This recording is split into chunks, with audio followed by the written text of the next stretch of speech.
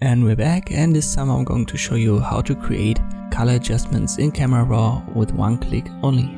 Let us start with the original. I'll copy that pressing Ctrl J, and I'll make the copy a smart object. And afterwards we'll go to filter and open the Camera Raw filter. We can adjust the white balance manually. Let's just use auto on the white balance, and when we want to do it manually, just click on custom, and you can use the slider. The original can be accessed via as shot.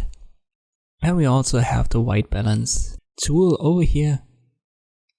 And if we look on the histogram on the left, there are the blacks, the shadows, and the whites on the right side. Look at the numbers.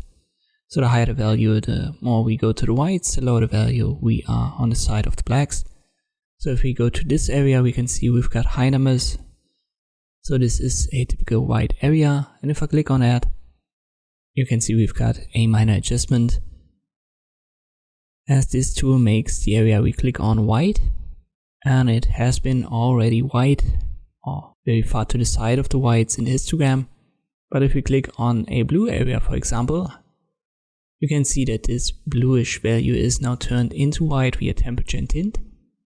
If we click on the green area in the background, you can see it gives the image a totally different feeling. And we can use the red colors to have very abstract effects.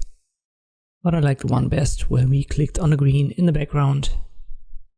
It gives us a more magenta tint and keeps the temperature almost stable. And now you just add some adjustments on the lighting. So play around with the exposure, blacks, whites, shadows, highlights, and I'll give it some more contrast.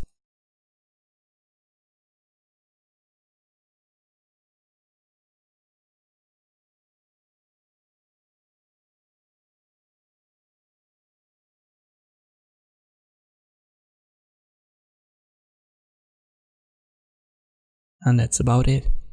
Just click on OK. And you can see how we could change the feel of the photo with a single click only using this white balance tool.